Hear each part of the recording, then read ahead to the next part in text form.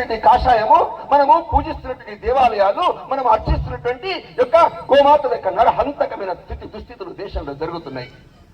కాబట్టి లక్షలాది కోట్లాది మంది కుటుంబాల యొక్క ఆవేదనని, ఆకాంక్షల్ని గుర్తెరిగినటువంటి ఒక వ్యక్తి నాకు కడుపులో జన్మనివ్వు, శివ శివ శివ అంటే పుట్టినవాడే ఛత్రపతి శివాజీ ఈ దేశంలో మిత్రులారా. ఆ తల్లికి స్వార్థము లేదు. నా కొడుకే అనలే.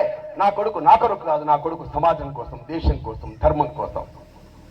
హిందూ సమాజం లేనప్పుడు, బొట్టు లేనప్పుడు, గాజు లేనప్పుడు, చీరలు లేనప్పుడు, అర్చనుడు నోములు వ్రతాలు లేనప్పుడు ఈ ఊర్లో, ఈ దేశంలో, ఈ ధర్మంలో పుట్టి ఏం లాభం మనం?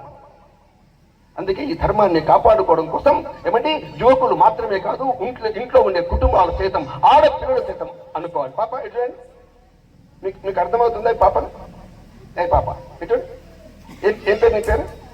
నీ పేరు ఏం పేరమ్మా? గోపిక. నీ పేరు సురేఖ.